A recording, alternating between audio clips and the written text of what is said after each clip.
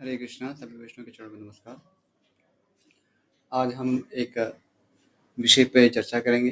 विषय है भगवद गीता का तुलादान।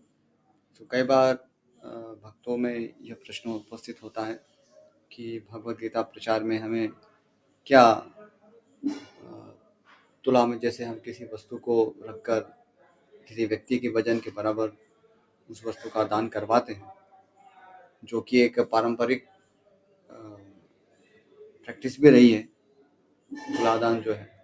तो क्या वो भगवद गीता के साथ भी क्या हम ऐसा कर सकते हैं? तो इसमें कुछ अंश है, अ, उस पे हम चर्चा करेंगे। तो सबसे पहले तो ये समझना होगा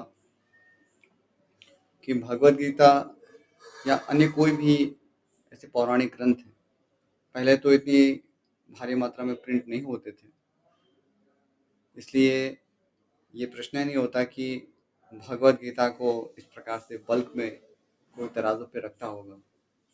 इसलिए पारंपरिक विधि से देखें तो भगवद गीता जैसे ग्रंथों का तुलादान यह तो कोई दृश्य नहीं देखा गया है। हाँ, तुलादान जो है वो अन्य द्रव्य को होता है, यथा जैसे गुड़ है या अनाज है, इस प्रकार के जो वस्तुएं हैं, जैसे सुवर्ण है, ये सारी वस्तुएं उनका तुलादान होता है।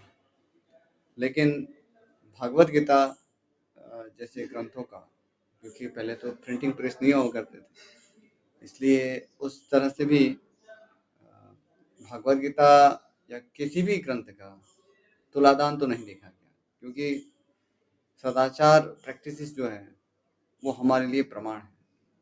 तो कभी भी प्रश्न उपस्थित होता है कि हमें क्या करना चाहिए अथवा क्या नहीं करना चाहिए, तो इस विषय में जो सदाचारी लोगों का आचरण है वही हमारे लिए प्रमाण है। तो सबसे पहले प्रमाण तो यह है कि ये पारंपरिक रीति से नहीं देखा गया है। अब इसमें प्रश्न हो सकता है कि ठीक है, पहले तो प्रिंट नहीं हुआ करती थी गीता या अन्य कोई भी ऐसे पौराणिक ग्रंथ है, आज तो हमारे पास सुविधा है, तो क्या हम फिर उसको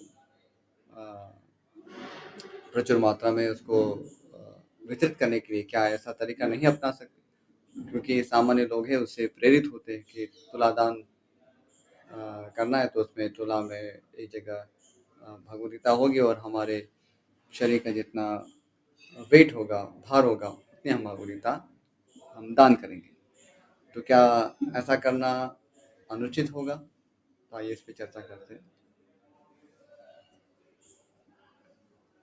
इसमें सिद्धांत की दृष्टि से भी विचार करना चाहिए कि भगवद गीता का जो ज्ञान है, भगवद गीता कोई एक कागजों का ढेर नहीं है, तो वह ज्ञान का ही प्रतीक है। जो भी पुस्तक जो हम पब्लिश करते हैं तो ज्ञान है, वो ज्ञान है, वो अतुलनीय होता है, उसके साथ किसी की तुलना नहीं होती।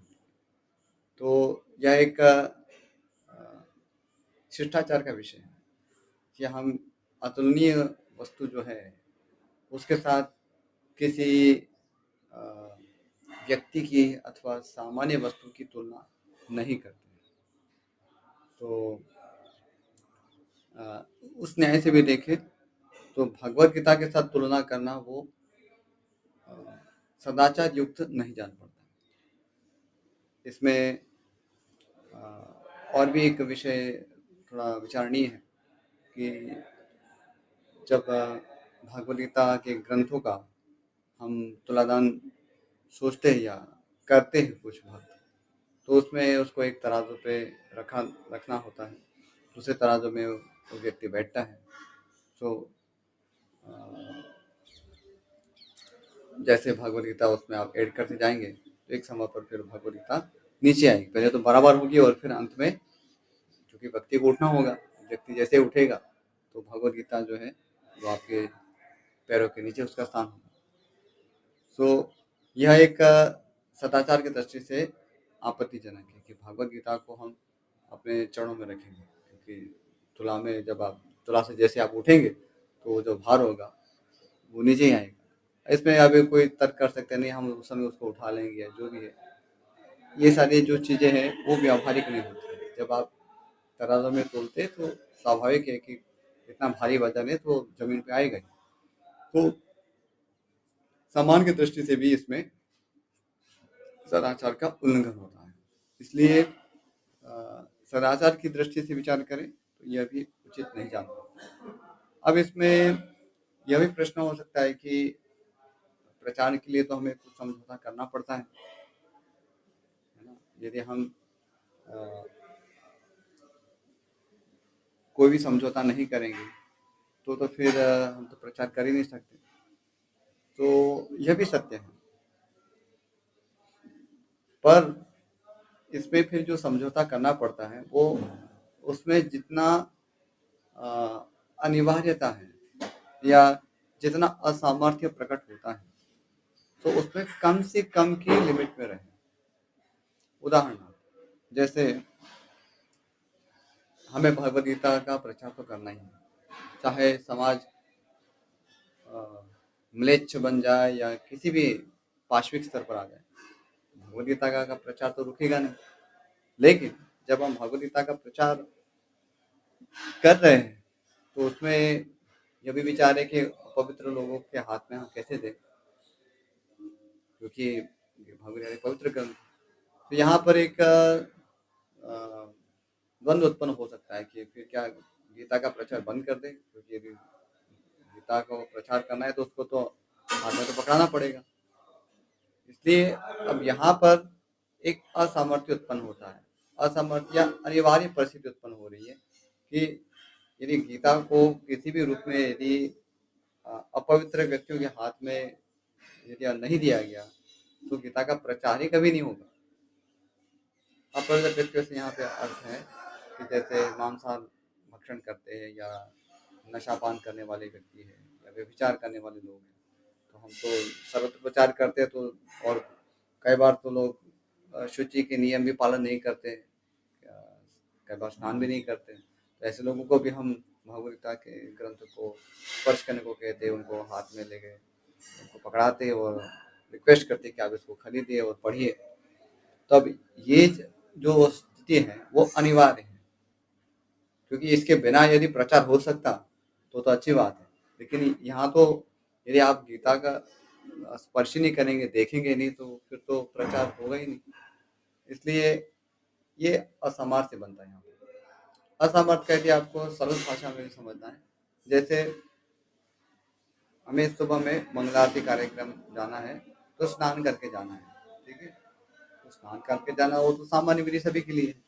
लेकिन यदि कोई व्यक्ति अभी रुग्ण है, बीमार है, उसको ज्वर आ रहा है, तो उस अवस्था में वो अ, उसे ये उसके बंद होगा कि अभी वो स्नान किया जाए अथवा ना किया जाए।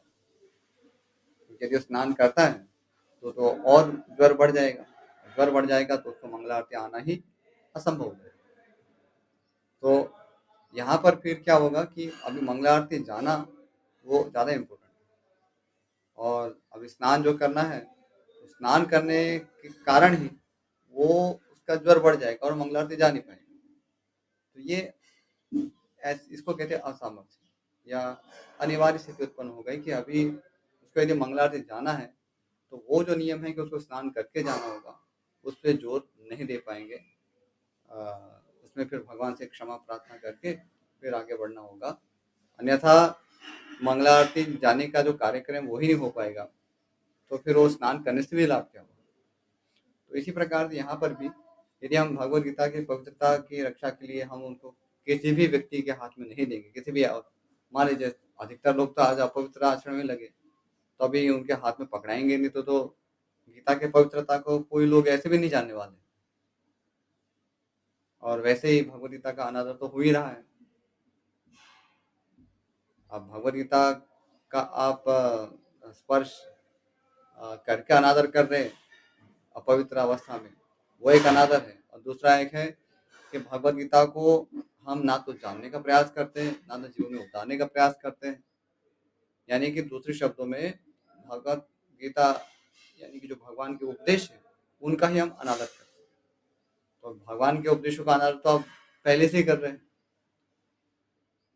तो इसमें यदि कुछ शुभ हो सकता है, कुछ मंगलमय हो सकता है, वो ये है कि आप कम से कम जो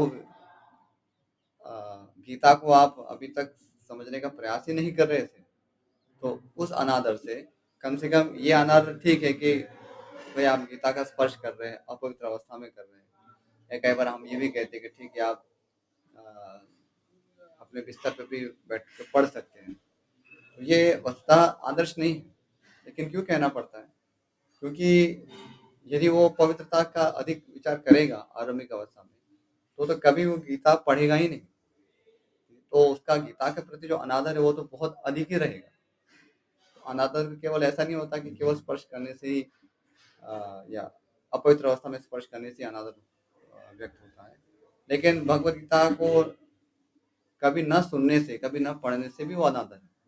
वो तो सीधा आप डिक्लेयर करते हैं कि हमें भगवान के उपदेशों की कोई पड़ी नहीं है। हम हिंदू हैं, लेकिन हमें भगवत गीता के उपदेशों की कोई हमें वैल्यू नहीं है। तो ये तो बहुत बड़ा अनादर हो गया ना। इसलिए ठीक है, वो एक अपवित्र अवस्था में गीता को स्पर्श करना एक अनादर है, लेकिन उससे बहुत बड़ा अनादर है कि वो गीता को कभी सुनना ही नहीं, पढ़ना ही नहीं। तो एक छोटे स्तर से शुरू कर सकते हैं, छोटे अनादर से शुरू कर सकते हैं, और धीरे धीरे गीता पढ़ेंगे तो फिर वो उससे ऐसे अनादर से बच जाएंगे। फिर जब उनको विवेक होगा कि नहीं, इसको ये तो पवित्र वस्तु है, इसको पवित्र स्थान में रखनी चाहिए, तो फिर वो जो थोड़ा कुछ जो छोटे स्तर पर अनादर कर रहा था वो भी नहीं करेंगे। लेकिन कहीं से तो शुरू करना होगा ना, नहीं तो शुरू ही नहीं होगा तो फिर व्यक्ति का अनादर तो हमेशा बना रहेगा। ठीक है। दूसरा एक अंश है इसमें कि परंपरागत रूप से वैदिक संस्कृति में देखेंगे तो जो पवित्र वस्तुएं होती है, पूजनीय वस्तु होती है या व्यक्ति होते हैं, तो इनका दान देखा गया है, लेकिन इनको किसी के साथ तोला नहीं जाता है। तो इसमें जैसे आप गोदान समझिए, गोदान यानी कि गायों का दान, शास्त्र दान, पवित्र ग्रंथों का दान किया जाता है। फिर कन्यादान है। कन्या जो है उनको लक्ष्मी के साथ अ, उनको देखा जाता है। तो कन्यादान जब होता है तो उसमें भगवत लक्ष्मी की कल्पना की जाती है, जैसे लक्ष्मी नारायण को अर्पित की जाती है। इसलिए वहाँ पर भी दान होता है, लेकिन उनकी किसी वस्तु के साथ तुलना नहीं होती। फिर भूमिदान है। भूमिदान में वैसे उसको दान होता है। ऐसे अनेक उदाहरण हैं। तो जो भी पवित्र वस्तु है या व्यक्ति है, तो उनका दान तो देखा गया है वैदिक संस्कृति में, लेकिन उसको किसी द्रव्य के साथ तुलना नहीं की जाती। तो इसलिए कोई भी तुलना की जब बात करते हैं यहाँ पे, तुलना तराजू में, वो क्या है, इसके बराबर ये हुआ, चाहे वजन के संदर्भ में क्यों ना सोचे, तो वो भी एक प्रकार से उस पवित्र व्यक्ति या पवित्र वस्तु का अनादर है। तो इसलिए भी अ, वो ये जो भगवत गीता के ग्रंथों का इस प्रकार से तुलादान जो है, वो शास्त्र सदाचार सम्मत नहीं है।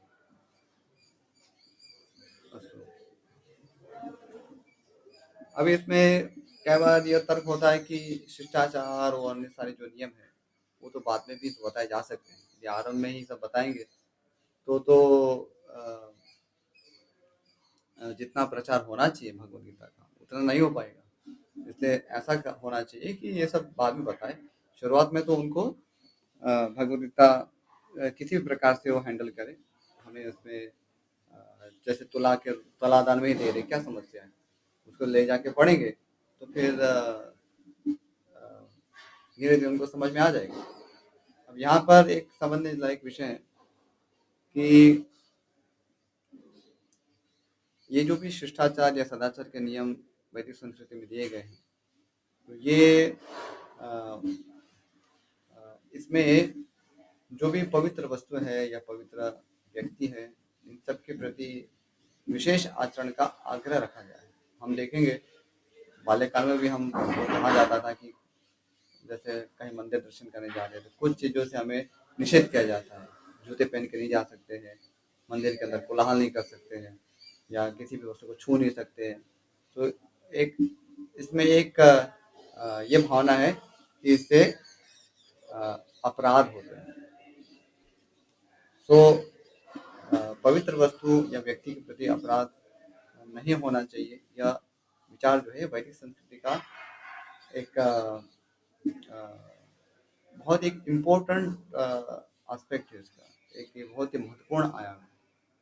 इसलिए यदि हम पवित्र वस्तुओं के प्रति या पवित्र व्यक्तियों के प्रति जो भी आदर के विषय में शिथिलता बरतते हैं, तो वो एक प्रकार से एक भयजनक क्षेत्र में हम कार्य कर रहे हैं। वो अग्नि के साथ खेलने जैसा है। इसलिए अन्य जो कोई सामान्य वस्तु है, उनके प्रति यदि हमें कुछ ऐसा कुछ उनके प्रति जो नियम है उसमें कुछ शिथिलता यदि बरतनी पड़ती भी है, तो उसमें हम चला सकते हैं। लेकिन जब पवित्र वस्तु या पवित्र व्यक्तियों की बात आती है, तो उसमें विशेष ध्यान रखना चाहिए, अन्यथा इससे अपराध बनते हैं। अपराध अर्थात जैसे भगवान के विग्रहों के प्रति अपराध बन जाते हैं। आजकल कई लोग भगवान के विग्रह देखा देखी में ले आते हैं, तो अब वो तो पवित्र वस्तु है, फिर आप उसकी पूजा नहीं करेंगे तो उसका अपराध लगता है। और फिर ऐसे तुलसी महारानी है, तो भगवान के भक्त हैं, उनको ले आएंगे लेकिन कभी पानी डालेंगे कभी पानी नहीं डालेंगे, या केवल एक फैशन की तरह रखेंगे, या उनको जिस प्रकार से ध्यान रखना चाहिए वैसा नहीं रखेंगे, तो इससे वैष्णव अपराध उत्पन्न होता है। और वैसे ही ये जो पवित्र वस्तु है, उनको यदि हम यथास्थान नहीं रखेंगे, कहीं पर भी पाद स्पर्श करेंगे, पैरों से स्पर्श करते हैं, तो इससे जाने अनजाने में हमसे भगवत अपराध अथवा वैष्णव अपराध होता है। इसलिए सदाचार जो है वो बहुत ही महत्वपूर्ण आयाम है वैदिक संस्कृति में। इससे हमें सावधान रहना चाहिए। अब कोई कह सकता है कि हमें तो कुछ ज्ञात ही नहीं है, तो ज्ञात नहीं तो ज्ञात होना चाहिए। आप ये नहीं कह सकते कि भाई मुझे तो ज्ञात नहीं था कि अग्नि से जलन होती है, अग्नि से दाह उत्पन्न होता है। तो वो तो ज्ञान प्राप्त करना हमारा उत्तरदायित्व है, और ये प्रचारक का भी कर्तव्य है कि हम लोगों को सचेत करें कि कुछ वस्तुएं होती हैं वो पवित्र हैं, और इसलिए उनके साथ जो हम डीलिंग करते हैं उसमें अत्यंत सावधानी बरतनी चाहिए, अन्यथा इससे अपराध बनते हैं। और उस अपराधों से क्या प्रतिफल होता है, हमारी जो चेतना है उसमें वृद्धि नहीं होती है, उसमें उन्नति नहीं होती, उससे पतन आता है। अपराधों का फल हमारे जैसे हम कुछ शारीरिक मानसिक यातना है, अथवा आध्यात्मिक जागरूकता न होना, तो या आध्यात्मिक नियमों के प्रति और शिथिलता आना, तो इन सब में वो देखा जाता है। इसलिए कोई एक सामान्य कोई द्रव्य है, जैसे अनाज है या गुड़ है या कुछ सोना इत्यादि है, उसमें थोड़ा कुछ ऊपर नीचे हो गया वो चलता है, कुछ उसमें इतना कोई अपराध का विचार नहीं है। लेकिन पवित्र वस्तु के प्रति विशेष ध्यान रखना चाहिए। फिर और एक तर्क भी यह प्रस्तुत किया जाता है कि श्रील प्रभुपाद के समय भी कई ऐसे नियम थे जिसमें शिथिलता देखी जाती थी। जैसे श्रील प्रभुपाद के समय बहुत सारे ऐसे अदीक्षित लोग थे जो विदेश में प्रचार होता था, तो प्रभुपाद के जो प्रवचनों में आते थे, तो बहुत सारे ऐसे विदेशी लोग वे प्रवचन में बैठते थे, वो दीक्षित तो नहीं हुए थे लेकिन प्रवचन में आते थे, और प्रभुपाद ने उनको जैसे मोमबत्ती जलाकर, कैंडल जलाकर उनको जगन्नाथ बलदेव सुभद्रा जी के विग्रह थे उनके पास, तो उनको वो आरती करते थे उससे। तो इस प्रकार से देखा गया है। या कुछ कुछ तो अपने जो जैसे जींस के कपड़े हैं, तो वो भी भगवान के पास रखेंगे तो उससे शुद्ध हो जाएंगे, इस भावना से वो भी भगवान के सामने रखते थे। तो ये एक उस समय की अवस्था थी।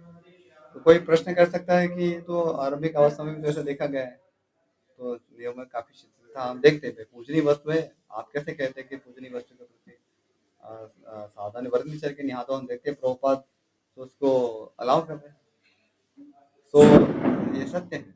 लेकिन साथ में यह भी विचारणीय है कि एक इसको उनकी आरंभिक अवस्था थी।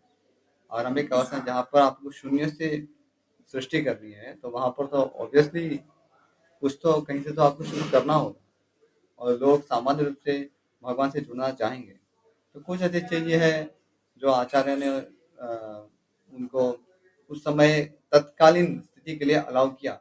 लेकिन बाद में फिर हम देखते हैं कि प्रभुपाद ने धीरे-धीरे उन स्थितियों को सुधारा भी।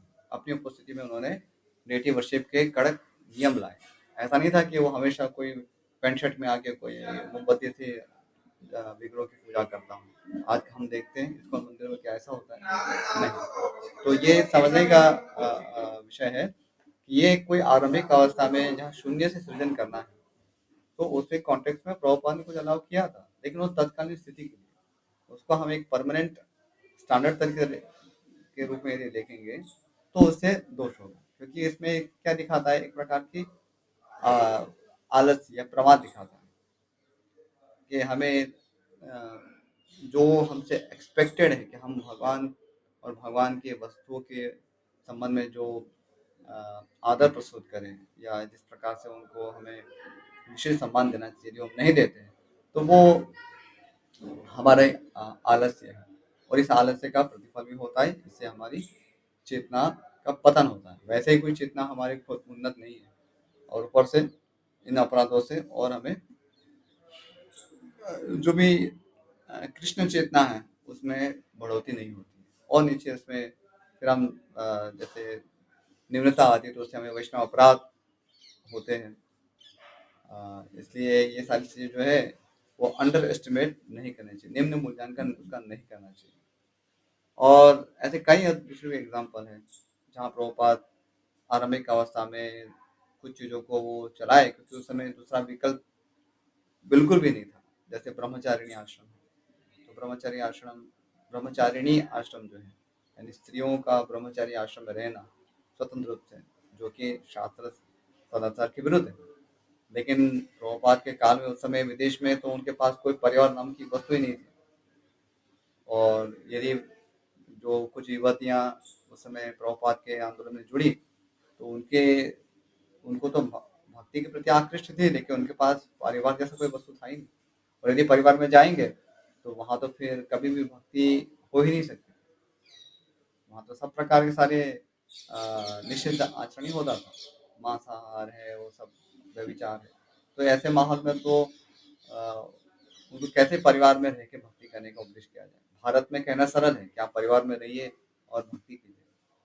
विदेशों में तो उस समय तो ये स्थिति संभव ही नहीं थी। आज भी इतनी अनुकूल नहीं है, वो तो पहले की तो क्या बात है। तो इसलिए प्रभुपाद उस समय उसको अलाउ किए ब्रह्मचारिणी आश्रम, लेकिन बाद में फिर प्रभुपाद ने उनको एक धार्मिक गृहस्थ जीवन अपनाने के लिए भी प्रेरित किया। हम उनके जो शिष्य थे, मैनेजर्स थे, उनको ये कहा कि आपको उत्तरदायित्व है कि जो स्त्रियां हैं उनका विवाह हो। और ऐसे बहुत सारे ऐसे जो चीज़ें थी उनको सुधारा। शिव विग्रह की जो पूजा थी, पहले जो स्टैंडर्ड क्या था, आज स्टैंडर्ड क्या है, तो ये सारी चीज़ें हैं। और दूसरा एक ऑब्जर्वेशन है जो हम सभी ध्यान में रख सकते हैं कि उस समय जो भी शिथिलता बरतनी पड़ी, कुछ विकल्प नहीं था, लेकिन जो भी शिथिलता बरतनी पड़ी विवश होकर, उसके भी दुष्परिणाम आज तक हम भोग रहे हैं। तो इसको हमें ये नहीं सोचना चाहिए कि अभी तो इस स्थिति में तो भाई थोड़ा तो कॉम्प्रोमाइज़ या समझौता करना पड़ेगा, तो चलिए कर ही लेते हैं। लेकिन कॉशियस रहना चाहिए कि उसका दुष्परिणाम भोगना पड़ता है। क्योंकि ये चीज़ों को क्या है कि जैसे सामान्य स्थिति में लाना,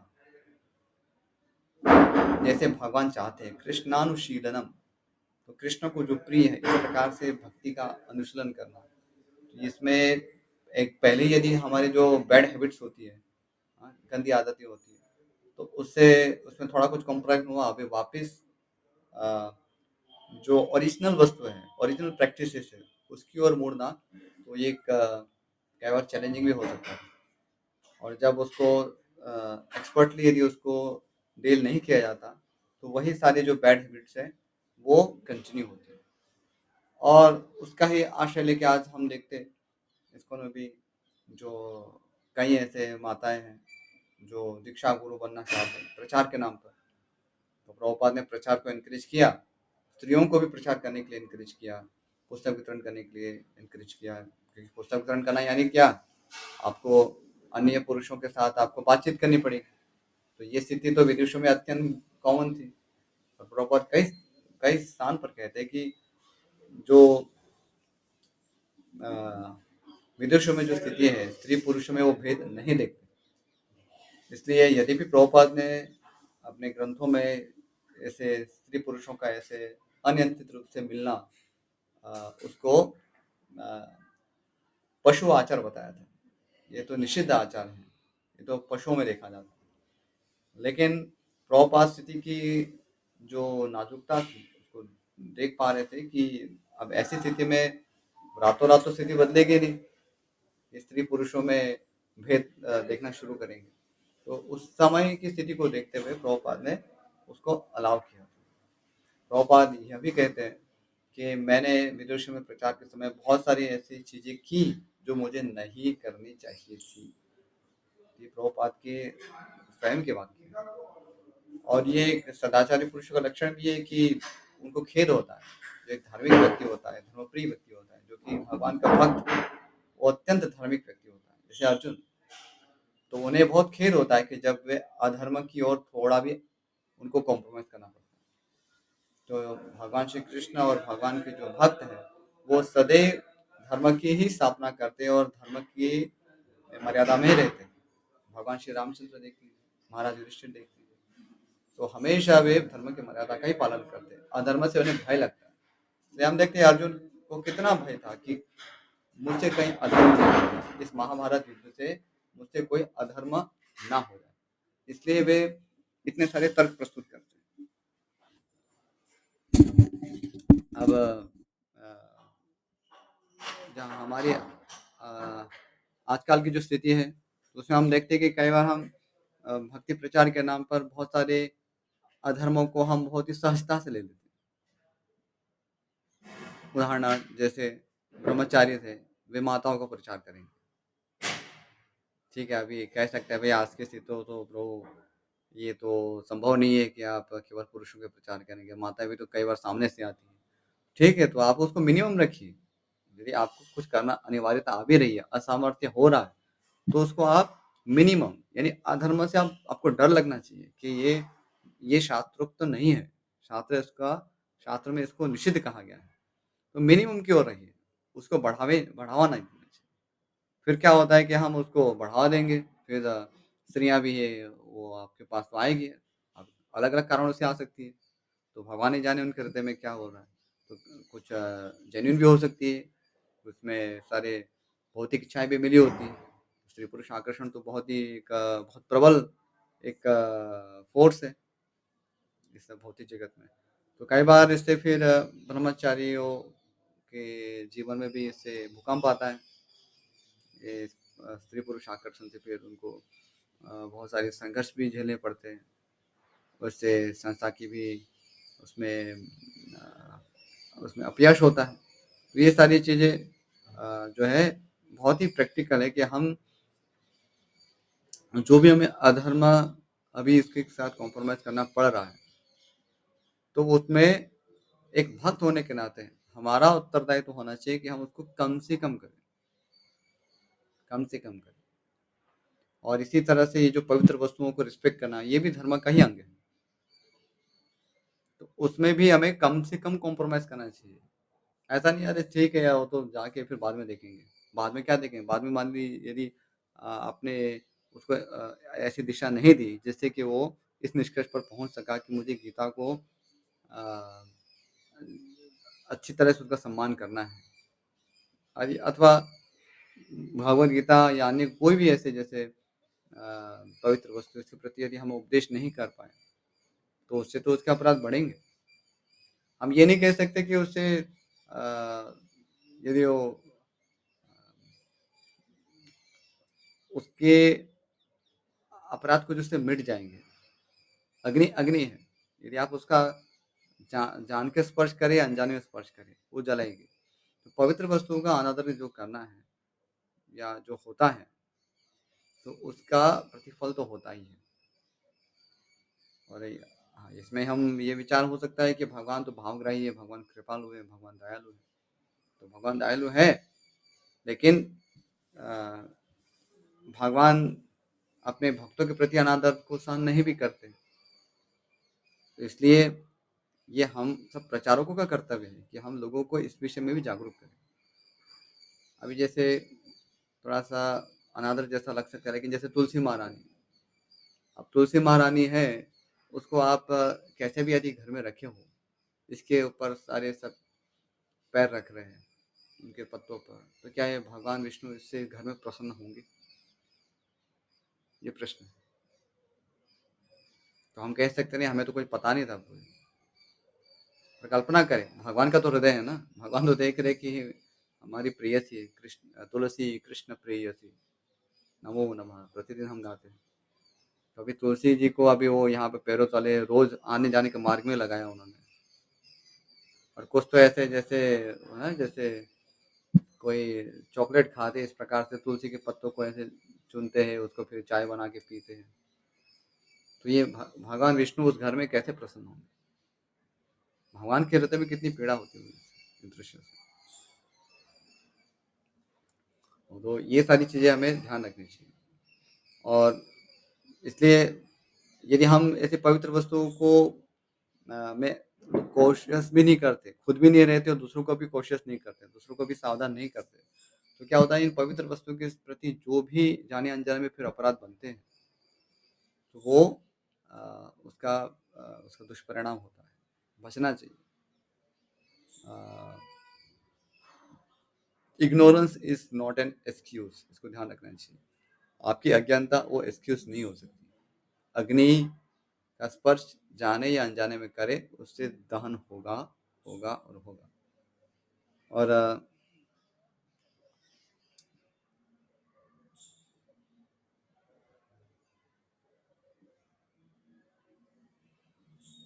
दूसरा यह भी है कि जब हम उनको आराम से ही ऐसे पवित्र वस्तु के साथ कैसे डीलिंग करनी है, इसमें एक तो मिनिमम की ओर नहीं रह रहे, मिनिमम कॉम्प्रोमाइज़ की ओर नहीं रह रहे, मिनिमम समझौता नहीं कर रहे, उसको बढ़ावा दे रहे हैं।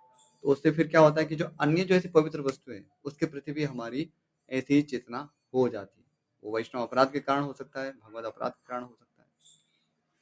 तो हम देखते हैं कि कई बार जैसे भक्तों में भी सहजा वृत्ति देखी जा रही है आजकल, बहुत ही आज बढ़ रही है। तो सहजा वृत्ति क्या है? तो श्रुति स्मृति पुराण आदि पंचरात्र की विधि बिना एकांत की हरेर भक्ति उत्पाता ये व कल्पते। तो जैसे शास्त्रों में श्रुति स्मृति इत्यादि में जो पुराणों में जो भक्ति दी गई, किस प्रकार से उसके नियम दिए गए, उसका पालन न करते हुए लोग भक्ति करने लगे। और इसका एक उदाहरण जैसे स्वयं ही मार्केट में जाएंगे और शिव विग्रहों को खरीद कर ले आएंगे, आप मनमाने ढंग से पूजा करने लगेंगे। और कई जगह तो जैसे उत्सव होते हैं जन्माष्टमी या, तो ऐसे बस उन्हीं दिन ले आते हैं। और जो अभी तो जिसकी दीक्षा भी नहीं हुई है, उसको भी वो अभिषेक करने को करते हैं। आप कल्पना करें कि वो ये क्या शास्त्र उचित है? तो शिव विग्रहों का पूजा करना है, वो वो तो परम आराध्य विषय है, लेकिन अधिकारी विषय भी तो होता है। तो क्या भगवान को ये प्रसन्न करेगा कि उनके जैसे जो भक्त है, जैसे श्रीमती राधा रानी है, तो उनकी पूजा है अब ऐसे लोग कर रहे हैं, मतलब उसका कोई आचरण का ठिकाना नहीं है। और श्रीमती राधा रानी जी, क्या उनको ये प्रसन्न करेगा कि उनके कृष्ण की आराधना इस प्रकार से हो रही है? तो हम फिर इसको क्या है कि एक बार जब पवित्र वस्तु के प्रति हम जागरूक नहीं है, तो फिर उसको कितने भी अ, नीचे स्तर पर हम चले जाते हैं और उसका भयानक दुष्परिणाम देखा जाता है। जैसे अन्य एक उदाहरण लें कि अ, कई जगहों पे भगवान के लिए जो भोग बनाया जाता है, तो उसमें सावधानी नहीं बरतेंगे, सोचेंगे नहीं भगवान तो भावग्राही है, भगवान तो भावग्राही है। भगवान भावग्राही हैं, लेकिन यदि आपका भाव इतना ही सस्ता है कि आप भगवान के भोग बनाने में यदि सावधानी नहीं बरत रहे, कहीं कच्चा है, कहीं जल रहा है, कहीं नमक ज़्यादा है, कहीं नमक डाला ही नहीं गया है, कैसे भी आप दे रहे हैं या अवहेलना से दे रहे हैं, समय भी उसका बस बस जैसे मैकेनिकली 5 मिनट रखा, बस भागो भागो, तो ये तो इसमें किसी भी प्रकार के कोई भाव नहीं है भगवान के प्रति। उसका क्या होगा दुष्परिणाम कि व्यक्ति की इससे वैष्णव अपराध और भगवत अपराध। अब इसमें शास्त्रों में ये भी कहा गया है कि जो भी भगवान के प्रति अपराध होते हैं तो वो भगवान नाम जप से या भगवान के प्रति जो स्तोत्र है क्षमा प्रार्थना करते हैं तो उससे दूर हो जाते हैं। तो भगवान अपने दोष को क्षमा कर देते हैं। चलो ये तो एक अच्छा पॉइंट है। वही भगवान के प्रति अपराध हो रहे तो हम भगवान से स्तोत्र पढ़ेंगे, भगवान से प्रार्थना करेंगे, भगवान बुद्धिहीनम क्रियाहीनम अंगहीनम जो भी है तो आप कृपया मेरी इस सेवा को स्वीकार कीजिए। लेकिन केवल यहाँ पर स्टोरी एंड नहीं होती। तो भगवान अपने अपराध क्षमा कर लेंगे, लेकिन जो वैष्णव के प्रति अपराध हो रहे हैं उसका क्या करेंगे? क्योंकि भगवान विष्णु और वैष्णव वो तो सब एक दूसरे के हृदय एक दूसरे में बसे हुए हैं। तो भगवान के अपराध है वो वैष्णव उनको देख के पीड़ा होती है, और वैष्णव के प्रति अपराध है वो भगवान कदापि क्षमा नहीं करते। तो ये सबसे बड़ा पॉइंट है। भगवान अपने चरणों के प्रति अपराध एक बार क्षमा भी कर देंगे, लेकिन अपने भक्तों के प्रति किए हुए अपराध कभी भी नहीं क्षमा करते। हम देखते हैं दुर्वासा मुनि रामऋषि महाराज की जो कथा आती है, तो भगवान का सुदर्शन चक्र है जो दुर्वासा मुनि ने जो अपराध किया था अम्बरीश महाराज के प्रति, कि अम्बरीश महाराज को दंड देने के लिए उन्होंने एक कृत्या को उत्पन्न किया था उनका वध करने के लिए। तो ये सुदर्शन चक्र उसको सहन नहीं किए। दुर्वासा मुनि संपूर्ण ब्रह्मांड में घूम के आए, लेकिन कहीं भी उन्हें आश्रय प्राप्त नहीं हुआ। किसी ने भी उनकी रक्षा नहीं की। भगवान विष्णु के पास गए तो भगवान विष्णु ने भी यही कहा कि मैं अपने भक्तों का अपराधी हूँ, यदि वे क्षमा करेंगे तो ही आप क्षम्य हैं, अन्यथा तो नहीं। तो इसलिए ये कोई छोटा विषय नहीं। कई बार हमें लगता है अरे इसमें क्या होगा। तो वैष्णव अपराध के विषय में कितना हमें जागरूक किया गया हमारे गौड़ी ग्रंथों में, जैसे चैतन्य चरितामृत लीजिए तो हाथी माथा अपराध कहा गया। हाथी माथा यानी जैसे हाथी है जो उद्यान में प्रवेश करता है सब कुछ नष्ट कर देता है, उसी प्रकार से वैष्णव अपराध जो है वो इतना भयानक वस्तु है कि यदि इससे हमें जाने अनजाने में होता है तो उसका दुष्परिणाम भोगना पड़ता है। जैसे रूप गोस्वामी है तो वो तो अनजाने में उनसे वैष्णव अपराध हुआ। वो तो समाधि में थे और कोई एक कृष्णदास नामक कोई व्यक्ति थे, उनको वो पंगु थे तो उन्हें लगा कि कहीं मुझे देख के उपवास कर रहे हैं, मुझे देख के हंस रहे हैं। वसुधा रूप गोस्वामी तो ऐसा नहीं किए थे, वो तो भगवान की लीला देख के हंसे थे। लेकिन फिर भी उसका फल उनको वो दिखा कि वो उससे उनका जो समाधि में जो दर्शन था राधा कृष्ण लीला का वो अदृश्य हो गया। और इसके कारण फिर उन्होंने संपूर्ण व्रज को भोज का निमंत्रण दिया, सबके प्रति क्षमा प्रार्थना की कि मुझसे यदि कहीं कुछ त्रुटि हो गई हो तो मुझे हो ही गई है, हो गई हो क्या मुझसे हुई है, तभी तो मुझे ये सब लीला अप्रकट हुई। इसलिए वो उसका इस प्रकार से फिर वो समाधान करते हैं। तो हमारे सामने तो ये बड़े बड़े उदाहरण हैं। और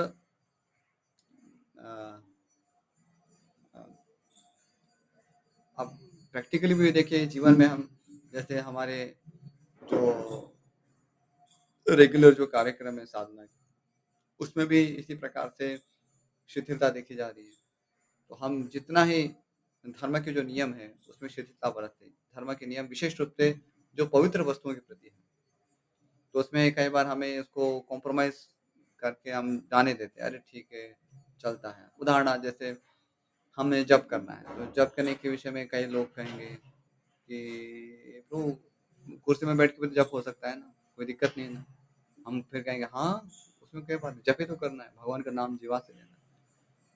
अब होता क्या है, अभी किसी का असामर्थ्य है तो समझ में आता है, भाई कोई बीमार है उसके अंग में कोई समस्या है, कमर दर्द है तो वो नहीं कर पा रहा है, वो बैठे ठीक है। अभी क्या है कि जो हट्टे कट्टे स्वस्थ लोग हैं जो तपस्या कर सकते हैं वो भी नहीं करेंगे, फिर कुर्सी में बैठेंगे फिर नींद आएगी और हम उसको फिर टोकेंगे भी नहीं। हमको क्या लगेगा, अरे वो तो क्या है भगवान का नाम ले रहे हैं तो चलता है।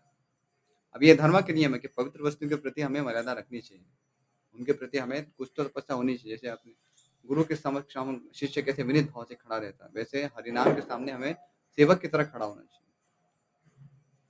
वहाँ पर इस प्रकार से प्रमादवश नहीं बैठ सकते। नहीं तो हम हरिनाम स्वामी और हम उनके दास हैं, तो हम जब हम जप करते तो हम वस्तुतः नाम प्रभु की सेवा के लिए उपस्थित हैं। तो मैं ऐसे शिथिल आचरण कैसे कर सकते हैं? बैठ रहे, फिर सो रहे, फिर भागवत कक्षा में भी ऐसा होता है। भागवत कक्षा में भी अरे ठीक है, वो तो सुन ही रहे हैं ना, तो उसमें भी हम टोकेंगे नहीं, सोचेंगे नहीं उसमें क्या है, चलता है। उसके तो ये व्यासपीठ का अपमान है, व्यासदेव का अपमान है, भागवत कथा का अपमान है। अब हम सब कुछ बस भगवान तो भावग्राही है, भगवान दयालु ऐसे करके छोड़ रहे हैं। पर उससे होता क्या है कि जब आप थोड़ी भी तपस्या नहीं लेते, धर्म का वो एस्पेक्ट है, धर्म की वो मर्यादा है, जो पवित्र वस्तु है या पवित्र व्यक्ति है, उसके लिए आप जो मर्यादा दी है उसका पालन करें। उसके लिए कष्ट होगा, पर वो कष्ट लीजिए, तभी तो भक्ति में प्रगति हो।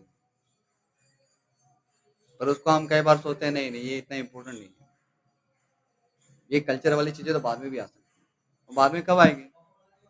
बाद में कभी नहीं आएगी। इसको बोलना पड़ता है। कल्चर ऐसी चीज थोड़ी है, धर्म की जो चीज है वो ऐसे नहीं कि आपको केवल अपने आप स्फुरित हो। और अधिकतर जो लोग हैं वो तीव्र भक्ति नहीं करते, ये भी एक चिंतनीय विषय है। यदि कोई व्यक्ति तीव्र भक्ति से लगा हुआ है तो भगवान उसको पूरा ज्ञान प्रकाशित करेंगे।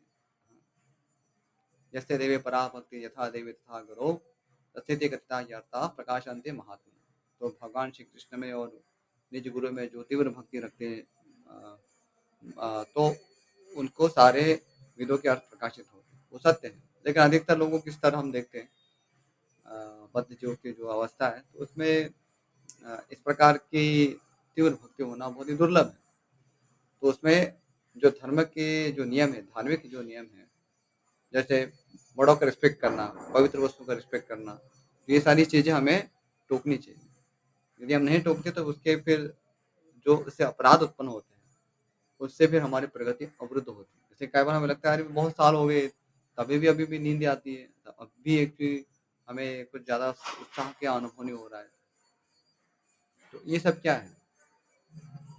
यदि भगवान के प्रति आकर्षण नहीं हो रहा है, बाकी सारी चीज़ों में आकर्षण हो रहा है, तो वो भक्ति का सूचक नहीं है, भक्ति में प्रगति का सूचक नहीं है। कई बार हमें लगता है नहीं ये तो बहुत दूसरे सारे सेवाएं बहुत अच्छी दक्षता है उनकी, लेकिन हाँ जब में थोड़ा कच्चे हैं, तो वो तो इम्बैलेंस होगा ना। ऐसे कैसे हो सकता है कि आप भगवान के प्रति कोई सेवाओं में इतना उत्साह है और भगवान के नाम जप में उत्साह ही नहीं है, भगवत भागवत श्रवण करने में उत्साह नहीं है, उसमें इतना औदासीन्य देखा जा रहा है।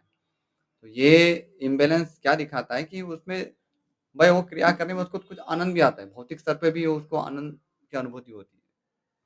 क्या होता है कि व्यक्ति को कुछ ना कुछ करना तो अच्छा लगता ही है। बाहर के भी लोग देखेंगे जो भक्त नहीं है, वो भी कुछ ना कुछ क्रियाएँ करते हैं तो उनको आनंद आता है। तभी तो एक पूरा संसार चल रहा है ना, इतनी सारी कंपनीज़ चल रही है। तो हम भी फिर क्या करते हैं कि वो सारी कोई भक्ति क्रिया उसमें कुछ हमें जो-जो अच्छा लगता है वो हम कर लेते हैं। ठीक है, उससे थोड़ी कुछ तो उससे प्रगति होगी। लेकिन जब हम सावधान होके नहीं कर रहे हैं, पवित्र वस्तुओं के प्रति या पवित्र व्यक्तियों के प्रति हम सावधान नहीं हैं, तो उसके कारण फिर उससे उपेक्षा होती है उन चीज़ों की और उससे अपराध भी होते हैं। और इसके कारण क्या है कि फिर हम उसी स्तर पे रहते हैं, उससे आगे बढ़ नहीं पाते। तो ये सारी चीज़ें थोड़ा ध्यान देने योग्य है। और ऐसे तो बहुत विस्तार से उसको समझाया जा सकता है। जो आज हम देखते हैं कि अ, हम जो कृष्ण चेतना की बात करते हैं, जहाँ पर कृष्ण प्रेम के स्तर तक हमें उठना है, जहाँ कृष्ण के लिए हमें जीवन जीना है। अब वो इतना हमारा परम ध्येय है और यहाँ हमारी स्थिति है कि हम निद्रा को भी वश में नहीं कर पाते हैं। जप के दौरान, भागवत श्रवण के दौरान और जैसे कई बार इस पे हम चर्चा किए हैं, तो जो अ, स्त्री पुरुष आकर्षण है उससे भी हमें मुक्त नहीं हो पाते हैं। जो इस्कॉन में जो चौथा नियम है, सो उसमें भी हम थोड़ी ढील बरतने लगते हैं या वैवाहिक जीवन में भी ढील बरतने पर लगते हैं चौथे नियम के प्रसंग में। तो ये दिखाता है कि हम वस्तुतः मनुष्य स्तर पर भी नहीं है। तो यदि वस्तुतः तीव्र भक्ति यदि हम कर रहे होते तो ये सारी चीज़ें हम धर्म का पालन सहजता से करते हैं। ऐसा हो ही नहीं सकता कि व्यक्ति तीव्र भक्ति कर रहा हो, धर्म के प्रति उसको उदासीन हो।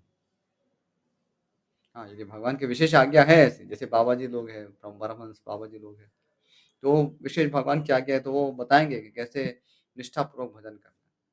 अन्यथा आप देखेंगे जो भगवान के महान भक्त हुए, जैसे पांडव हुए, अ, और अन्य भी जो भागवत में जो इन महान वैष्णवों की जो कथाएँ आती हैं, तो हम कहीं नहीं देखते कि वे धर्म की मर्यादा का उल्लंघन करते हैं। क्योंकि भगवान का जो भक्त है, वो परम धार्मिक व्यक्ति होता है और धर्म तो भगवान की आज्ञा है। जैसे भक्ति वो भी भगवान की आज्ञा है, वैसे जो धर्म है वो भी भगवान की आज्ञा है। तो अ, हम एक भगवान की आज्ञा पालन कर रहे हैं और दूसरी आज्ञा का उल्लंघन कर रहे हैं, तो वो तो उचित नहीं है। और सामान्य रूप से धर्म और भक्ति का कभी विरोध नहीं होता है, सामान्य रूप से।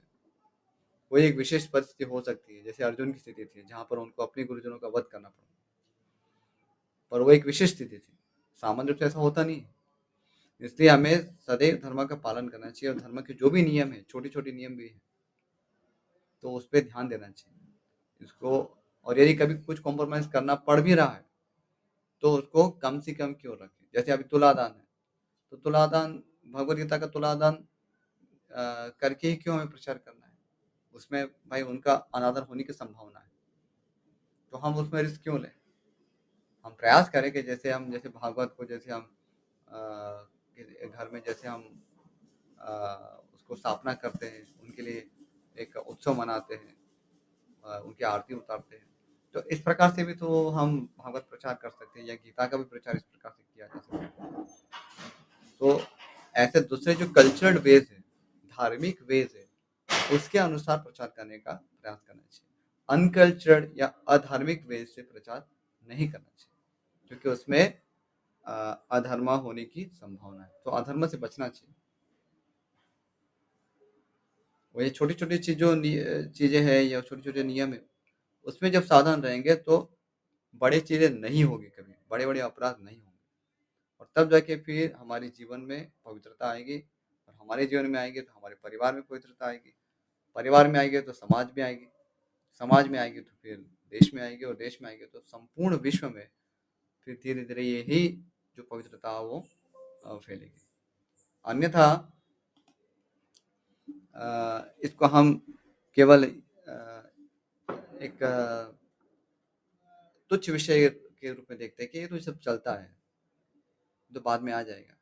बाद में आ जाएगा, अच्छी बात है, लेकिन आपको पहले कॉन्शियस प्रयास होना चाहिए कि भाई मुझे मुझे अधर्म करना भी पड़ रहा है, तो मैं कम से कम करूँ, ज़्यादा क्यों करना मुझे? ये विचार होना चाहिए। एक भक्त है वो इस प्रकार से अर्जुन का देखिए, पूरी भगवद गीता है हमारे लिए सामने दृष्टांत है। अर्जुन ने कहा यदि ठीक है भाई युद्ध के कारण ये सारी समस्या हो रही है ना, तो मैं भीख माँग के जी लूँगा। हमको खाली किसी प्रकार से जीवन ही तो टिकाना है। अमान-अपमान छोड़िए हमारा जो भी है, हम तो बस जी लेंगे कैसे भी करके। तो यद्यपि वो अर्जुन की वो एक करुणा थी, लेकिन हमारे लिए वो एक लेसन है कि हमें अधर्म से बचना चाहिए। तो कई बार क्या है कि हम उस इस आयाम को हम ज़्यादा जोर नहीं देते प्रचार में। हम सोचते हैं कि नहीं ठीक है अ, बाद में इंट्रोड्यूस करेंगे, बाद में इंट्रोड्यूस करने में फिर ये सारी चीज़ें होती हैं। आज बहुत सारे इस्कॉन में भी कई जगह पे सहज कीर्तन होने लगे। सब प्रचार के नाम पे ना, कि लोगों को अच्छा लगता है। लोगों को अच्छा लगता है तो भगवान को अच्छा लगता है इसका हम कब देखेंगे? ये क्यों शिफ्ट हो रहा है? क्योंकि हम कृष्ण हमारे केंद्र में नहीं है। कृष्ण को कुछ पसंद नहीं है, वो हमारे लिस्ट में नहीं है। तो कृष्ण को धर्म प्रिय है। यदि हमें धर्म प्रिय नहीं है, तो हम कृष्ण के पास कैसे जा सकते हैं? अस्तु इसलिए निष्कर्ष रूप में धर्म की मर्यादा का ध्यान रखते हुए जो भगवद गीता जैसे पवित्र ग्रंथों का तुलादान नहीं करना चाहिए। सार रूप में सिद्धांत ये है कि धर्म के जो सिद्धांत है उसको तोड़कर प्रचार ना किया जाए, उसके साथ तालमेल करके किया जाए। और धार्मिक पद्धतियाँ भी होती है उसको प्रचार करने की। हमें कल्चर वे से भी तो प्रचार किया जा सकता है ना, अनकल्चर्ड वे से करने की क्या ज़रूरत है? और मान लीजिए कई बार जी ऐसा करना पड़ भी रहा है अनिवार्य स्थिति में, तो कम की ओर होना चाहिए। बहुत ही कम से कम कॉम्प्रोमाइज़ करना चाहिए। जैसे आप भगवद गीता के सारे बॉक्सेस होते हैं, उसको लेके आप ट्रक में ले जाते हैं। अब ट्रक तो कोई पवित्र वो स्थान नहीं है, उसमें तो आप पैर भी रखते हैं, जूते दे रखते हैं, लेकिन वहाँ गीता रखते हैं। ठीक है, अभी उसके बिना तो हो ही नहीं पाएगा। तो कम से कम कॉम्प्रोमाइज़ हो और प्रयास करना चाहिए कि कैसे ऐसा स्वस्थ समाज बने जहाँ पर इसकी आवश्यकता ना पड़े कि जहाँ पर गीता का अनादर हो। जब करें तो ऐसा नहीं कि बस जैसे हम कई बार कहते हैं कि नहीं प्रभु आप उसको नीचे रखिए, ऊपर रखिए। भई ऊपर रखने का प्रयास कीजिए, बोलना चाहिए क्योंकि नीचे जो मलमूत्र के स्थान है वहाँ पर रखना उचित नहीं है। इससे आपका वो कॉन्शियसनेस दिखाता है कि आप कितने जागरूक हैं भगवान का सम्मान करने के। अब नहीं हो पा रहा है, असमर्थ है, ठीक है, तो आपने नीचे रख दिया या और भी प्रयास किए जैसे कई बार डंडा रखते हैं या तो कुछ अन्य प्रकार से थोड़ा-सा सहन भी कीजिए, कुर्सी रख लीजिए, या किसी प्रकार से उसको एडजस्ट कीजिए। नहीं हो फिर कुछ भी नहीं संभव होते, ठीक है, उस समय असामर्थ्य ज़्यादा ही है तो फिर जाने दीजिए, लेकिन प्रयास तो होना चाहिए। नहीं तो वो क्या है कि हमारे लिस्ट में कभी नहीं है कि भाई गीता का सम्मान ऐसा करना है, भगवान नाम का सम्मान इस प्रकार से करना है और वैष्णव का सम्मान इस प्रकार से करना है। कई बार हम भाई प्रभुपाद को जैसे हम पीठ दिखा देते हैं कीर्तन में, तो सोचते हैं नहीं है तो हम तो भगवान के पीछे दीवाने हैं। आपके इतने दीवाने हैं कि आप वैष्णव की अवज्ञा करने लगे, उनको पीठ दिखा रहे हैं, अनादर कर रहे हैं। तो ऐसी भक्ति से क्या लाभ होगा? तो उसमें जागरूकता होनी चाहिए। ये भगवान और वैष्णव पृथक नहीं है, वो एक ही यूनिट है। इसलिए आप भगवान को प्रसन्न करें तो वैष्णव को प्रसन्न करना पड़ेगा और वैष्णव को प्रसन्न रखना है तो भगवान को प्रसन्न करना है। दोनों एक दूसरे से प्रसन्नता एक दूसरे से मिली हुई है। इसलिए ये सारी चीज़ें उसमें ध्यान रखना चाहिए और जब तक अनिवार्यता ना हो तब तक धर्म के नियमों को तोड़ना नहीं चाहिए। इसी से ही फिर जो कृष्ण अनुशीलनम कहा गया है, अन्याभिलाषित शून्यम ज्ञान कर्म ध्यानार्थम अनुकूल्येन कृष्णानुशीलनम। अनुकूल्य यानी कि धर्म के अनुसार भक्ति करें। कृष्णानुशीलनम, कृष्ण को जो प्रिय है उसके अनुसार भक्ति करनी चाहिए, अपने मनमाने ढंग से नहीं। अपने मनमाने ढंग से मतलब अनकल्चर्ड वे से भक्ति होगी। और कृष्णानुशीलनम यानी कि धर्म के अनुसार, धर्म की मर्यादा ध्यान रखते हैं क्योंकि ये जो धर्म की मर्यादा ऐसा नहीं केवल भौतिक जगत में ही है, गोलोक में भी यही धर्म है। वहाँ आपको नहीं देखेंगे गोपियाँ हैं और कृष्ण है पब्लिक में जाके के एक दूसरे को चुंबन कर रहे हैं, ऐसा दृश्य नहीं है वहाँ। वहाँ पे भी मर्यादा है। तो जो भगवान गोलोक का जो लोग गोलोक की जो संस्कृति है, गोलोक का जो कल्चर है, वही धर्म है। और हमारे लिए उसमें वो वहाँ वो लीला के लिए, यहाँ पर वो शुद्धिकरण के लिए, इतना ही भेद है। इसलिए भगवान को जो प्रिय जानना है तो गोलोक का संस्कृति है उसका पालन करना चाहिए।